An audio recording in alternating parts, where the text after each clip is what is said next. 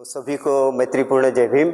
नागपुर में जो धम्म क्रांति हुई और इस धम्म क्रांति के जो प्रणेता रहे, जिन्होंने हमें बुद्ध दिखाया, उन बोधिसत्वों को आज हम प्रथमता नमन करेंगे, प्रणाम करेंगे।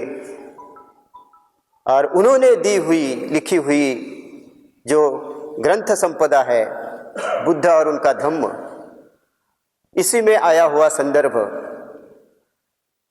तथागत कहते हैं कि मैं मार्गदाता हूं, मोक्षदाता न हूं। तो इसको हम देखेंगे। तो प्रथमता बाबा साहब के प्रति हम वंदना कह के शुरुआत करेंगे। पाली में इन शब्दों की रचना मैंने की है। इसका उच्चार पाली शब्द में, मगर फिर भी पाली और मराठी, हिंदी, संस्कृत, इनके वर्ड एक्चुअली पाली भाषा में कई वर्ड मराठी में अभी अच्छी तरह से बोले जाते हैं, हिंदी में भी बोले जाते हैं। तो अर्थ आप महसूस करेंगे। न चहो न च भविष्यति न च एतरहि अथि ज्ञानवंत पुरीसो बहुसूतो भीमरावं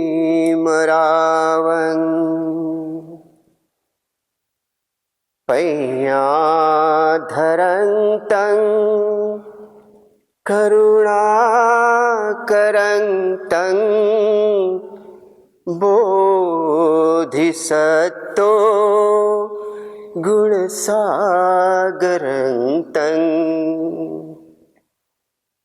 महापंडितो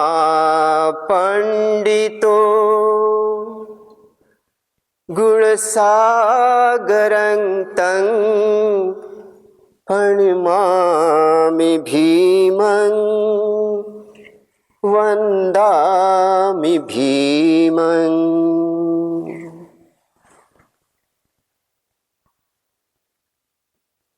बहुजनस्य हिताय सुखाय नागपुरे विशालं समूहं सुधम्म दीक्षा दीन्नाति न भूतो न भविष्यन् पवत्तनायं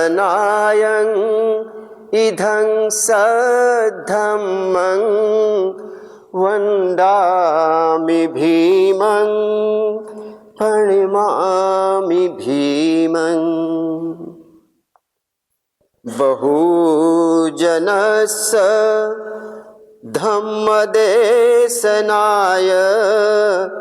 बुद्धा च धम्मा च ग्रन्थो लिखितं पाली भाषा अध्ययन कृत्वा बुद्धस्य वाणी निनादं पुनरेतं धम्मं च पाली च प्रचारकोतं अहं शीलरश्मि वन्दामि भीमं। तो बंधु और भगिनी जनों हो, सभी को पुनश्च एक बार मित्रपूर्ण जय भीम।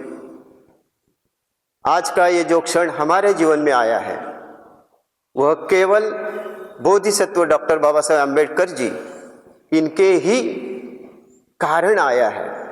तो उनके प्रति हम सदैव ऋणी रहेंगे। हम जहाँ कहीं भी होंगे, वही बुद्ध और बोधिसत्वों का चिंतन करेंगे, स्मरण करेंगे, उन्हें अभिवादन करेंगे, उनके प्रति कृतज्ञ रहेंगे। यही बौद्धों का कर्तव्य है। तो ऐसा ही एक कर्तव्य हम यहाँ बुद्ध सूर्य विहार में पूर्ण करने के लिए यहाँ आते हैं। तो आज जो धम्म प्रवचन का विषय है वो है बुद्ध और उनके धम्म में बाबा साहब ने लिखा हुआ एक प्रकरण है, जिसमें बाबा साहब ने ये स्पष्ट किया है कि बुद्ध कहते हैं वो मार्गदाता है, केवल मार्गदर्शक है, मोक्षदाता नहीं। तो इस विषय पर हम आज कुछ संदर्भ देखेंगे। तो वैसे बाबा साहब महाड़ संघर्ष के समय काल में 1927 में वो कहते हैं कि जागृति का यह अग्नि कभी भी बुझने ना दे।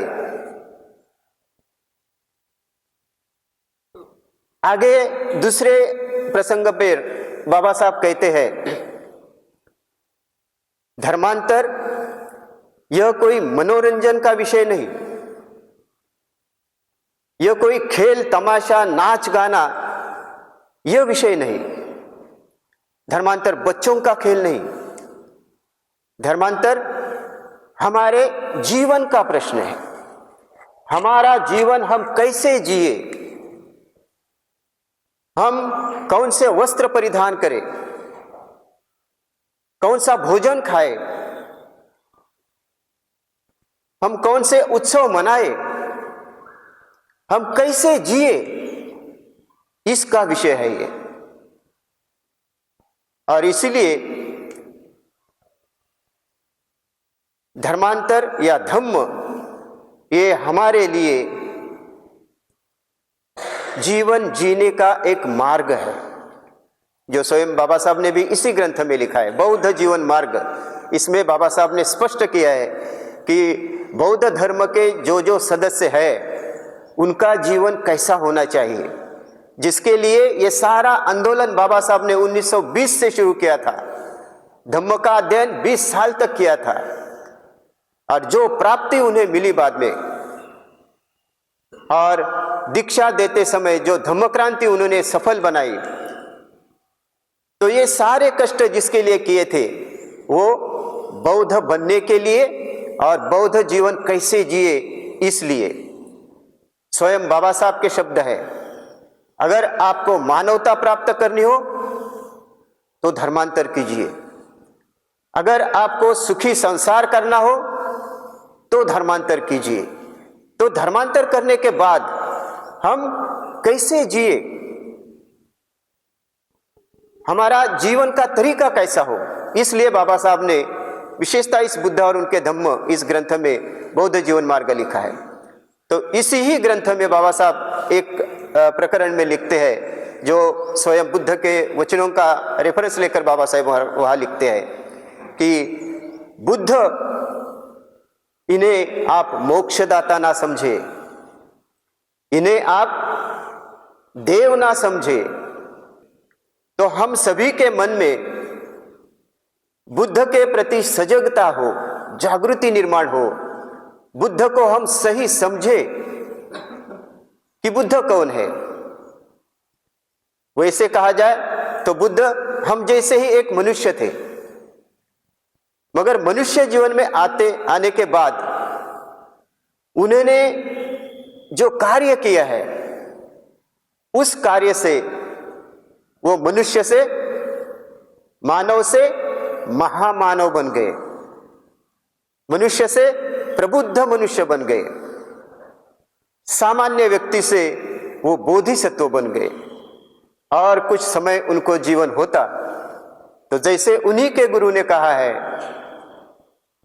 बाबा साहब आधुनिक बुद्ध, ऐसे उनके गुरु कहते हैं, तो निश्चित ही उनके ही जीवन काल में लोग उन्हें बुद्ध भी कह सकते थे। तो ऐसे बाबा साहब ने इस प्रकरण में लिखा है कि तथागत ये केवल मार्गदाता है, मोक्षदाता नहीं। हमारे गुरु पूज्य उर्गेन संघरक्षित जी एक संदर्भ में कहते हैं कि बौद्धों का जीवन प्रवास तब शुरू होता है जब वो सर्वसामान्य व्यक्ति के तरह जीवन जीने की शुरुआत करते हैं और बौद्ध बनते हैं, और यह प्रवास उन्हें बुद्धत्व के मार्ग पर लेके जाता है। इस मार्ग पर चलने वाला हर एक व्यक्ति का जीवन परिवर्तित होता है, हर एक व्यक्ति का जीवन विकसित होता है। काया वाणी मन से हर एक व्यक्ति एक ऐसा उच्च स्तर का मनुष्य बनता है, ऐसा मनुष्य बनता है कि उन्हें प्रबुद्ध मनुष्य कहा जा सकता है। तो सर्वसामान्य व्यक्ति से प्रबुद्ध मानव तक का यह प्रवास, यह बुद्ध धम्म का प्रवास है। तो ये हमारे जीवन की एक पद्धति है, जीवन का एक मार्ग है। तो तथागत स्वयं को या बाबा साहब भी बुद्ध को वही कहते हैं कि वो केवल मार्गदर्शक है और मोक्षदाता नहीं। तो हम इसी पर कुछ बातें देखेंगे। वैसे स्वयं बुद्ध के काल से ही हम देखते हैं, बुद्ध उन्होंने स्वयं परिचय उपक को दिया था कि मैं बुद्ध हूं और इस विश्व में मैं ऐसा व्यक्ति हूं, सम्यक संबुद्ध हूं, मेरे जैसा इस विश्व में अन्य को ही नहीं। तो इसी उनके ही वचन से हम जान सकते हैं कि बाबा साहब या बुद्ध स्वयं भी उनको अल्लाह कहिए, गॉड कहिए, ईश्वर कहिए, देव कहिए, ऐसी संकल्पना से नहीं कहते। वो कहते हैं मैं तो आपके जैसा ही मनुष्य हूं, मगर अभी मेरी मनोवस्था, अभी मैंने मेरे मन का विकास इस चरम सीमा तक पहुंचाया है। तो बुद्ध को क्या कहना चाहिए, ये स्वयं बुद्ध की मुख से, बुद्ध के वाणी से हम सुनते हैं। वो कहते हैं मैं आपके जैसा ही मनुष्य हूं, और बुद्ध ने जिस धर्म का संशोधन किया है उस धर्म का ईश्वर, आत्मा, स्वर्ग, नरक इनसे कोई संबंध नहीं। तो इस धर्म में मनुष्य का जब ही से मनुष्य इस विश्व में निर्माण हुआ है तब से लेकर अभी तक मनुष्य जीवन के बारे में उन्होंने सोचा, समझ लिया, जान लिया कि मनुष्य जीवन कैसा है, मनुष्य जीवन में दुख क्यों है, उसका अंत कैसा हो सकता है और दुख मुक्ति का मार्ग कौन सा है, ये बुद्ध बताते हैं। और इसीलिए अन्य धर्मों में जो आत्मा, नरक, स्वर्ग ये बातें हैं, तो वो न होकर बुद्ध के धम्म में मनुष्य और विशेषता मनुष्य का मन, इसकी बातें होती है। मनुष्य सुखी कैसा हो, मनुष्य सुरक्षित कैसा हो, उसका जीवन आनंदी कैसा हो, ये सारी बातें बुद्ध धम्म के विषय में आते हैं। बाबा साहब अपने एक भाषण में, एक प्रसंग में कहते हैं कि मुझे बुद्ध धम्म ही क्यों प्रिय है। तो वहां वो कहते हैं कि अन्य धर्म में स्वर्ग, नरक ये बातें हैं, मगर बुद्ध धम्म में मनुष्य को स्थान है। मनुष्य का वर्तमान जीवन कैसे सुखकारक हो, इसके लिए समता, स्वातंत्र्य, बंधुत्व और न्याय, यह बुद्ध धम्म में है। और आगे बाबा साहब कहते हैं मनुष्य को सुखी जीवन जीने के लिए और क्या चाहिए, इसीलिए मुझे बुद्ध धम्म प्रिय है। तो स्वयं बाबा साहब और बुद्ध भी बुद्ध के धम्म का जो विशेषता है वो बताते हैं। और ऐसा धम्म हम देखते हैं कि बुद्ध के धम्म अन्य धर्म से निश्चित ही अलग है। और यहाँ कोई भी संस्थापक जो बताते हैं कि मैं दूत हूँ, मैं पुत्र हूँ या मैं भगवान हूँ, वैसे बुद्ध कहते नहीं। बुद्ध इस प्रकरण में ऐसे कहते हैं, जो हमें आगे मिलता है इसी प्रकरण में। बुद्ध को एक मोगलान गणक नाम का व्यक्ति मिलता है, और वो गणक बुद्ध को पूछते हैं, भगवान आप हमेशा लोगों को निर्वाण तक पहुंचने की बात करते हैं, आपका धर्म निर्वाण तक पहुंचता है, ऐसे हम सुनते हैं। तो क्या आपके धम्म का या आपके विचार का कोई क्रम बता सकते हैं आप, कि किस क्रम से आप अपने शिष्यों को धम्म बताते हैं? तो बुद्ध उन्हें बताते हैं, और आपको क्यों बताना चाहिए, ये मोगलान गणक कहता है, जैसे कि हमारे वैदिक धर्म में हम क्रम से वैदिक धर्म की जो परंपरा है वो पढ़ाते हैं। कोई धनुर्विद्या सीखता हो तो धनुर्विद्या सीखने का भी एक विशेष क्रम है। जिस भवन में हम रहते हैं विहार में, शायद उस समय का विहार शायद बड़ा ही होगा, मतलब मंजिल ही होगा, तो इस भवन का भी हम उसको आहिस्ते क्रमवार करके जान सकते हैं। पहले तो निचले तल में क्या है, ग्राउंड फ्लोर में क्या है, सीढ़ियाँ है, सीढ़िया के ऊपर जाके मंजिल है, तो क्रमवार किसी भवन को भी हम देख सकते हैं। तो ऐसे आपके धम्म का क्रम कौन सा है?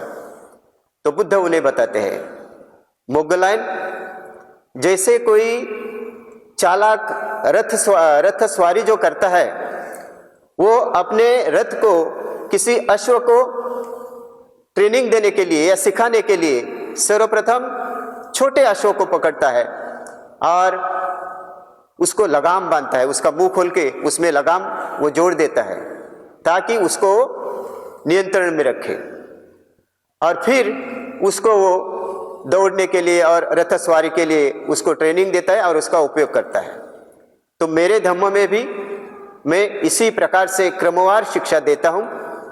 जैसे कि प्रथमतः मैं मेरे शिष्यों को जो दमन करने योग्य है, मतलब जो परिवर्तन के लिए तैयार है, ऐसे व्यक्ति को मैं सर्वप्रथम लेता हूँ और उनको कहता हूँ कि आप पंचशीलों का पालन कीजिए। पंचशीलों के पालन के बाद मैं उन्हें अष्टशील बताता हूँ, अष्टांगिक मार्ग बताता हूँ। तपश्चात उन्हें विनय बताता हूँ, उन्हें ध्यान साधना बताता हूँ, और इसी क्रम से जो मेरे कहने के मुताबिक प्रयास करते हैं, प्रयत्न करते हैं, वो अपनी अपनी प्रगति करते हैं, विकास करते हैं। तो इसके अंत में मैं हर एक व्यक्ति को भोजन की मात्रा बताता हूं कि भोजन जितना आवश्यक हो उतना ले, मगर भोजन किस लिए ले? केवल शरीर धष्ट पुष्ट बनने के लिए नहीं, केवल अपना शरीर स्वस्थ रहे, अपने मन में निर्माण हुई भूख की वेदना निकल जाए और अन्य वेदना ना हो, और यह भोजन करने के बाद मैं ब्रह्मचर्य का जीवन जी सकूं, इसीलिए भोजन करते हैं। फिर मैं उन्हें बाद में ध्यान साधना के विषय बताता हूं और अंत में उन्हें एकांतवास में जाकर ऐसी ध्यान साधना आप करें, ऐसा मैं उन्हें मार्गदर्शन करता हूं। और इसी तरह से मैं मेरा जो धम्म है वो क्रम से किसी भी शिष्य को बताता हूं। तो फिर बाद में मोगलान गणक उन्हें सवाल करता है, तो क्या भगवान आप जैसे क्रम से आप अपनी शिक्षा देते हो तो उसी क्रम से आचरण करके सभी लोग, सभी शिष्य निर्वाण तक पहुंचते हैं? तो भगवान उन्हें कहते हैं कि मोगलान, मैं आपको एक सवाल पूछता हूं। आपको यहाँ से, मतलब ये संवाद श्रावस्ती का है, जेतवन के विहार में, तो यहाँ से राजगृह जाने का रास्ता या मार्ग आपको मालूम है? तो मोगलान कहते हैं हाँ मुझे मालूम है। तो भगवान कहते हैं अगर कोई यहाँ से आया और आपको पूछा कि मुझे राजगृह जाने का मार्ग बताइए, तो आप बताएंगे? तो सही होए भगवान, निश्चित ही मैं बताऊंगा। तो सब के सब लोग वहाँ पहुँचते हैं? तो नहीं भगवान, इनमें से जैसे मैं कहता हूँ कि सामने सीधे जाइए, बाद में दाहिने मुड़िए, बाएं मुड़िए, इस तरह से मैं उनको अंगुली निर्देश करता हूँ। जैसे जैसे मैंने कहा है वैसा जो उस मार्ग पर चलते हैं या परिवर्तन करते हैं, जैसा जैसा चाहिए वैसा, वही लोग राजगृह पहुँचते हैं। तो भगवान कहते हैं ऐसे ही है मोगलान, मेरे धम्म में भी ऐसा ही है। जो मार्ग मैंने बताया है उस पर सही उसी मार्ग पर जो चलते हैं वो निर्वाण तक पहुंच सकते हैं और कुछ पहुंचे भी हैं। मगर आधा रास्ता चले और रास्ता अगर मोड़ लिया दूसरी तरफ, सही मार्ग पर नहीं जाते, वो निश्चित ही आगे जाके गलत रास्ते पर जाएंगे और उनको सही रास्ता नहीं मिलने के कारण वो निब्बाण तक नहीं पहुंचेंगे। और मोगलान उनका पुण्यानुमोदन करता है और आपका धम्म निश्चित ही अनुकरणीय है, और मोगलान फिर बुद्ध का शिष्य बन जाता है। ये वो मोगलान नहीं जो बाद में अग्र शिष्य बने, वो नहीं, ये दूसरा है। तो इस तरह से हम देखते हैं कि ये जो मार्गदाता, ये जो बात भगवान कहते हैं वो इसी तरह से वो स्वयं कहते हैं कि मैं केवल लोगों को मार्ग दिखाता हूँ। उस मार्ग पर चलना या नहीं चलना ये उन लोगों के क्षमता पर आधारित है। जो इस मार्ग पर सही चलेंगे वो निश्चित ही निर्वाण तक पहुँचेंगे, अन्य उस पर नहीं पहुँच सकते। तो धम्मपद में इसके संदर्भ में एक गाथा ये, जैसे उसमें भगवान स्वयं कहते हैं, तुम्हें ही किच्चं आतपं अखातारो तथागता पट्टिपन्ना पमोखन्ति झाइनो मार बंधना।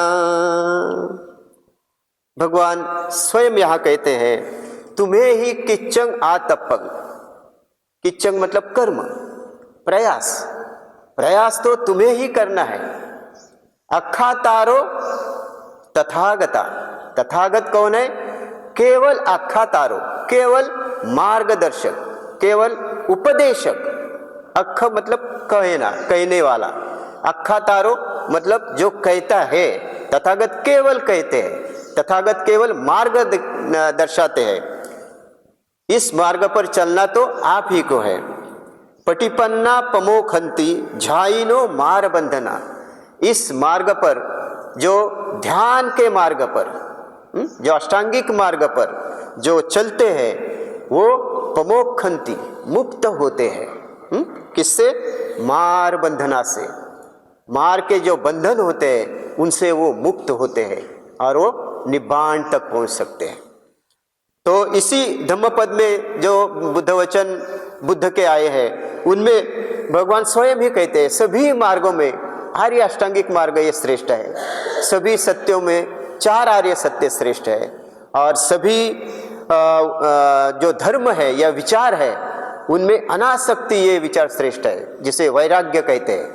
वैराग्य की भावना, किसी भी व्यक्ति विशेष, पदार्थ, वस्तु, इनके बारे में हमें आसक्त नहीं रहना चाहिए, हमारे मन में लोभ नहीं रहना चाहिए। तो ऐसे जो धर्म है, वैराग्य भावना है, ये सभी धर्मों में श्रेष्ठ है।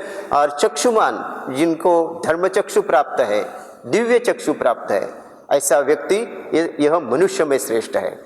जो इस मार्ग पर ज्ञान के प्राप्ति के लिए इस मार्ग को छोड़कर अन्य कोई भी मार्ग नहीं, ऐसे स्वयं बुद्ध यहाँ कहते हैं। इसीलिए भिक्षुओं, तुम इस मार्ग पर चलो। आगे जाके भगवान कहते हैं कि इस मार्ग पर चलने से तुम दुख का अंत कर सकोगे। संसार के दुख का शल्य क्या है यह जानकर मैंने इस मार्ग को खोज लिया है, तो इस मार्ग पर आपको चलना है। तो यह मार्ग मतलब कौन सा मार्ग है? यह मार्ग मतलब अष्टांगिक मार्ग है, जिसमें शील, समाधि और प्रज्ञा ये तीनों बातें समाविष्ट है। जिस क्रम से भगवान अपने शिष्य को कहते हैं, उसी क्रम से प्रथमता शील आता है। तो शील सभी कुशल कर्मों का अधिष्ठान है, ठीक है। शील पर प्रतिष्ठित होकर ही हम इस मार्ग पर चल सकते हैं। जैसे बुद्ध वचन ही है वैसा। जैसे बुद्ध को एक सवाल किया जाता है, जैसे मुगलक ब्राह्मण कहते हैं ना, वैसे उनको कोई एक व्यक्ति सवाल करते हैं, भगवान हे गौतमा, इस दुनिया में कितना दुख है, कितनी समस्याएं है, सभी लोग समस्या और दुखों से त्रस्त है, तो इस दुख से कौन बाहर निकल सकता है? गाथा में वो हम सुनेंगे, जैसे गाथा है वैसे। अंतो जटा बही जटा जटाय जटितो पजं तं तं गौतम पुच्छामि कोइमं विजटये जटन्ति।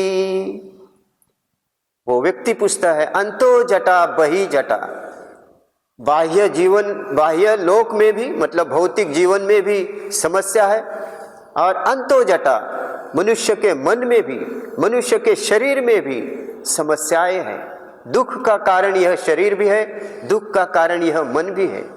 तो इस समस्याओं से लोग त्रस्त है। हे भगवान, कौन हमें इस समस्याओं से मुक्त करेगा? तो बुद्ध वहां कहते हैं,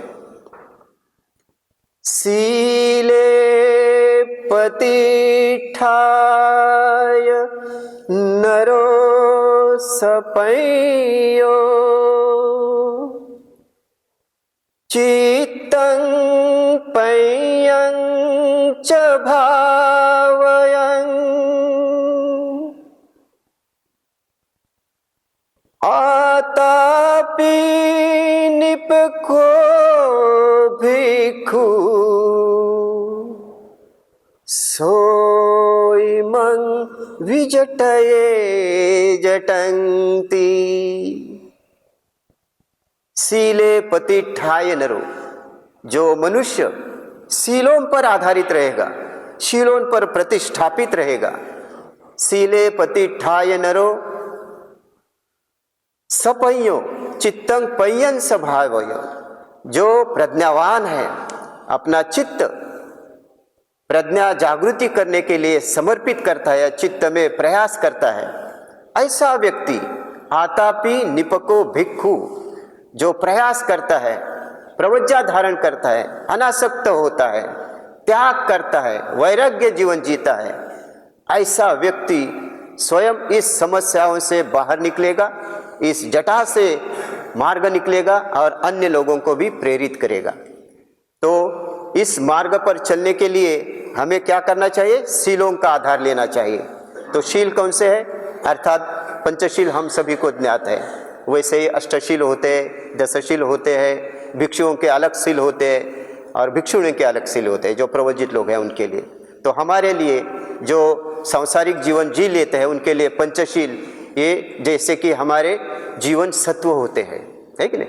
जब हम कभी बीमार पड़ते हैं तो इंजेक्शन लेते हैं, औषधियाँ लेते हैं। तो पंचशील ये हमारे मन की अवस्था अगर कहीं बिगड़ गई, हमारे मन में अगर लोभ निर्माण हुआ, हमारे मन में अगर द्वेष निर्माण हुआ, हमारे मन में अगर अज्ञान रहा, तो इससे हम कैसे बाहर आएंगे? तो इससे बाहर आने के लिए हमें पंचशील का उपयोग करना चाहिए। अपनी किसी के भी प्रति अपने मन में अगर द्वेष हो तो उस मन में उसके परिणाम देखते हुए उसका विरोधी भाव निर्माण करना चाहिए, मतलब मैत्री निर्माण करनी चाहिए। तो इस तरह से शीलों पर आधारित हमें जीवन जीने रहना चाहिए। वैसे ही समाधि मतलब ध्यान साधना हमें करनी चाहिए। ध्यान साधना हम तभी कर सकेंगे जब भी ध्यान साधना के विरोधी जो विचार होते हैं, जिन्हें मार कहा जाए, इस गाथा में जो मार बंधन होते हैं, वो मार बंधन कौन से होते हैं? ध्यान के लिए हम जिन्हें संयोजन कहते हैं ना, काम, छंद, व्यापार, थिन, मिद्ध, उदच्च, कुकच्च और विचिकिच्छा। तो ये हमारे मन में होने के कारण हम एकाग्र नहीं हो पाते, हम मैत्री भावना विकास नहीं कर पाते। तो सर्वप्रथम इनको क्या करना चाहिए? इनके संघर्ष करके इनको मन से निकाल लेना चाहिए। भगवान एक जगह पे कहते हैं कि उन्हें एक ब्राह्मण ऐसा ही सवाल करता है।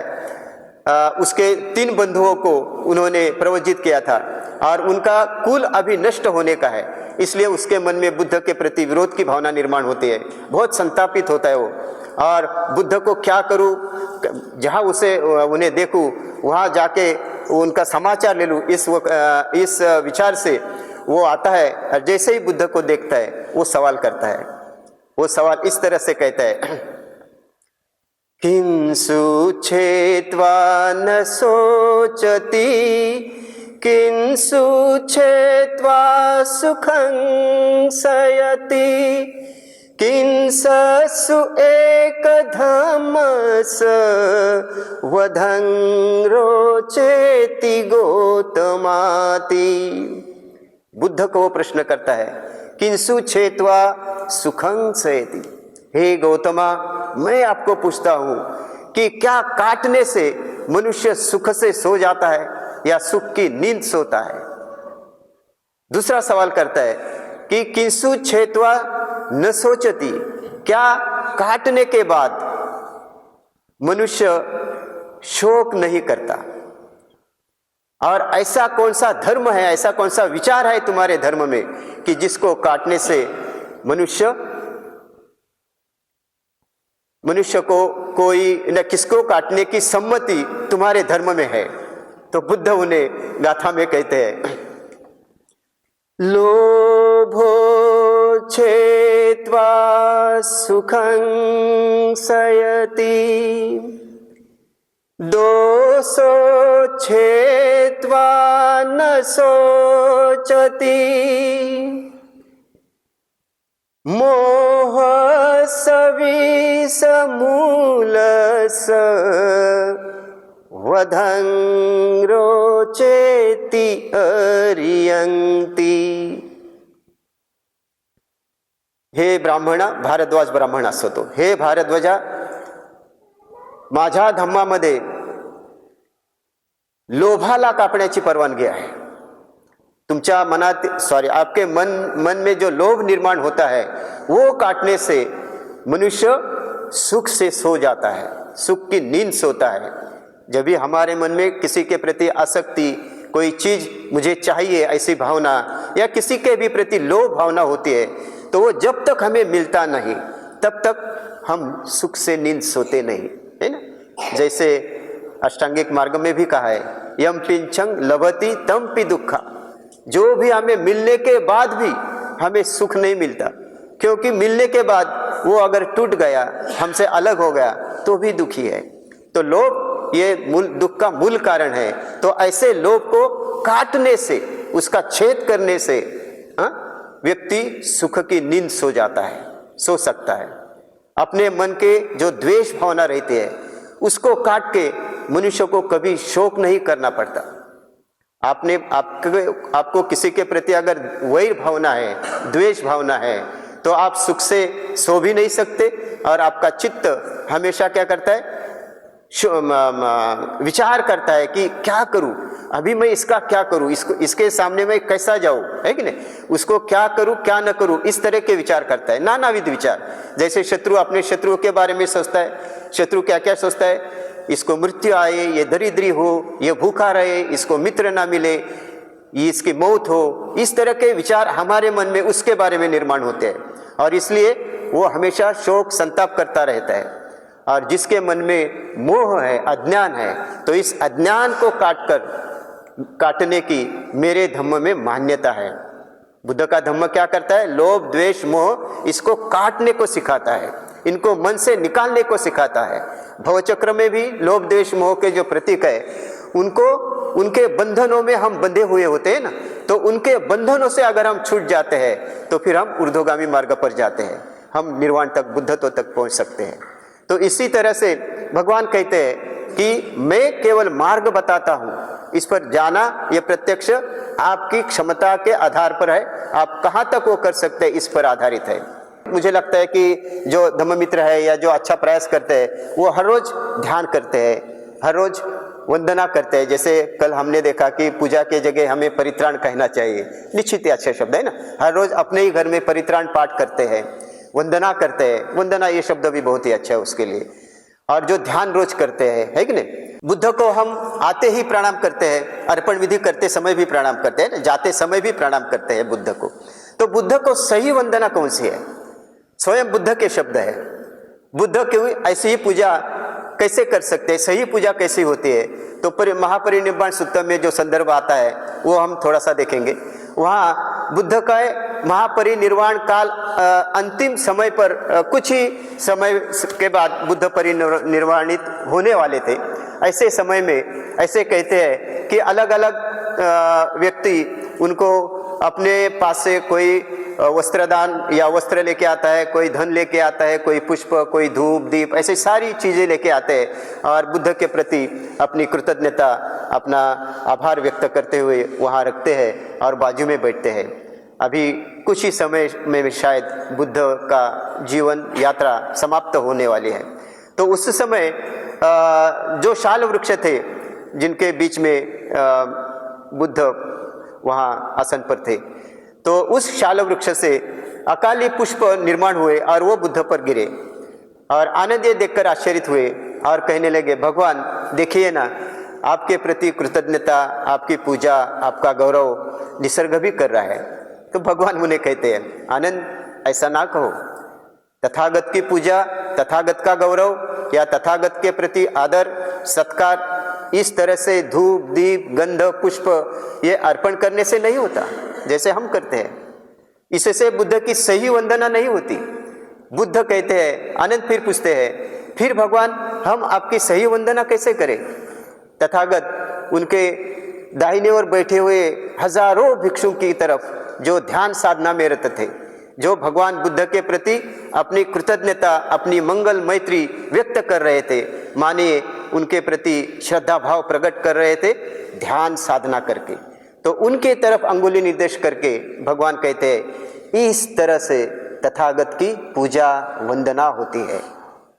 तो तथागत की सही पूजा केवल पूजा वंदना करने से नहीं होती, उनके विचारों के अनुसार आचरण करने से होती है।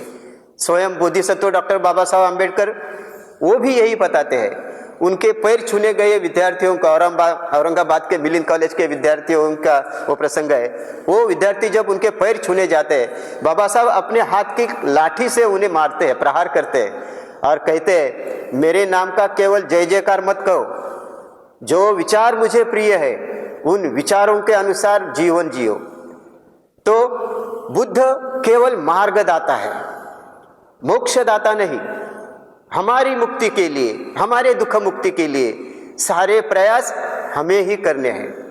सील लीजिए, समाधि लीजिए, प्रज्ञा लीजिए, इसका आचरण हमें ही करना है। यहाँ जो हम अभी वंदना जो अभी की, यह वंदना हम स्वयं है ना, हमारे लिए कोई और नहीं करेगा।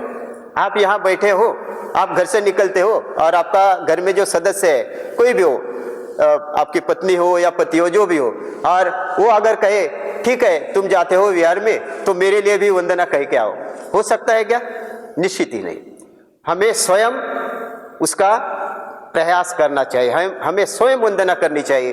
ध्यान की बात लीजिए, आप किसी और के लिए ध्यान साधना कर सकते हैं? निश्चित ही नहीं। जो भी ध्यान है, मिथ्या भावना है, आनापानसति है, हमें स्वयं करना चाहिए, तभी हमें उनके लाभ मिलेंगे, है कि नहीं? और बुद्ध तो बताते हैं अष्टांगिक मार्ग है, अलग प्रकार के ध्यान साधना है, वो तो केवल बताते हैं कि ये अगर आपने किया तो निश्चित ही आप दुख मुक्त हो जाएंगे। मेघेय का प्रसंग आपको मालूम है। मेघेय बुद्ध की बात न सुनते हुए ही अलग रास्ते से जाता है और वहां जाके ध्यान साधना करता है, और फिर उसके मन में जो अविचार होते हैं ना, कुविचार, अकुशल विचार निर्माण होते हैं, फिर वहां से वापस आता है और भगवान को बोलते हैं कि भगवान मैं वहाँ गया मगर मेरे मन में विहिंसा वगैरह दुर्विचार निर्माण हुए। तो भगवान उन्हें बताते हैं, मैंने तुम्हें पहले ही कहा था कि तुम थोड़ी देर रुको, कुछ लोग आने के बाद तुम जाओ, मगर तुमने सुना नहीं। तो इस तरह से मार्ग पर तो हमें चलना है, बाद में फिर मेघीय बुद्ध की बात मानते हैं और जैसे बुद्ध कहते हैं वैसे अपने मन में जो जो अकुशल विचार है उन विचारों के विरोधी जो विचार होते हैं, जैसे द्वेष के विचार मैत्री, अस्वस्थता के विचार एकाग्रता, इस तरह से आनापानसति मेत्ता भावना करते हैं और बाद में मेघीय अरहत होता है। तो ये किसका उदाहरण है? ये हमें स्वयं ही प्रयास करना है। तथागत केवल मार्गदर्शक है, इसी के उदाहरण है। कितने सारे उदाहरण हम त्रिपिटक में देखेंगे। सुख श्रामणेर नाम का बालक केवल 10 साल का ही था, मगर उसने बुद्ध के कहने पर केवल 7 दिन में ही श्रोतापन्न अवस्था प्राप्त की। बुद्ध मोक्षदाता नहीं है, मार्गदाता है। उनके मार्ग के अनुसरण जो जो करता है वो दुख मुक्त होता है। पटाचारा कितनी दुखिया थी, है कि नहीं? मगर जब वो बुद्ध के सानिध्य में आती है और बुद्ध ने बताए हुए मार्ग पर स्वयं चलती है, तभी भी पटाचारा दुख से मुक्त हो जाती है। मार्ग पर स्वयं चलना चाहिए। अंगुलीमाल कौन था और क्या बन गया? उस मार्ग पर वो स्वयं गया। जब उसको लोगों ने समझा, जाना, अरे ये तो पूर्व का अंगुलीमाल है, लोगों ने पत्थरबाजी की, उसको पत्थर फेंके, रक्त से वो पूरा प्रभावित हुआ, रक्त बहने लगा।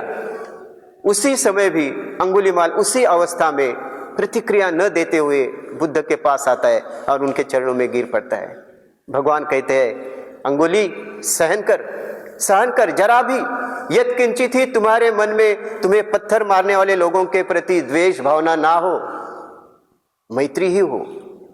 तुम्हारे पूर्वियों के अकुशल वो निकल रहे हैं, तुम शुद्ध बन रहे हो। अंगुलीमाल जानता है, समझता है। और बाद में अंगुलीमाल में जो हिंसक था, उसने अपने मन की अवस्था ऐसे परिवर्तित की, स्वयं परिवर्तित की कि वो मैत्री में भी अग्र बन गया और मैत्रीवान बन गया। अंगुलीमाल अरहत बन गया। उसकी आज भी हम पूजा करते हैं। तो इस तरह से जिसने जिसने प्रयास किया वो हर एक व्यक्ति दुख से मुक्त हुआ है। तो इसके लिए प्रयास किसे करना चाहिए? हमें स्वयं। तथागत केवल मार्गदर्शन करेंगे, मार्गदाता है, प्रयास तो हमें ही करना है। तो इस तरह से हम बहुत सारे उदाहरण दे सकते हैं, मगर अन्य उदाहरण के बजाय हम अपना खुद का उदाहरण करेंगे। जब भी हम ध्यान नहीं करते तो हमारा मन दूषित होता है कि नहीं? निश्चित ही होता है। जब भी हम ध्यान करते हैं, मेत्ता भावना करते हैं, आज कौन सा ध्यान किया आपने? मैत्री भावना किया है कि नहीं? तो आपके मन का द्वेष थोड़ा बहुत तो कम हुआ ना? निश्चित ही होता है। तो इसलिए हमें स्वयं प्रयास करना है। तो मुझे लगता है कि हमें जो कुदरत का जो कानून रहता है ना, वो भी समझना चाहिए। जिसके मन में द्वेष है, जिसके मन में लोभ है, जिसके मन में अज्ञान है ना, तो वो उन्हें दुख तो निश्चित ही मिलेगा, है कि नहीं? और जिस मन में द्वेष है, लोभ है, उसके कारण वो गलत कर्म करेगा और उसके परिणाम उसको मिलेंगे, है कि नहीं? जैसे कि हम कह सकते हैं, कुदरत का कानून है, सब पर लागू हो, मैला मन दुखिया रहे, निर्मल सुखिया हो।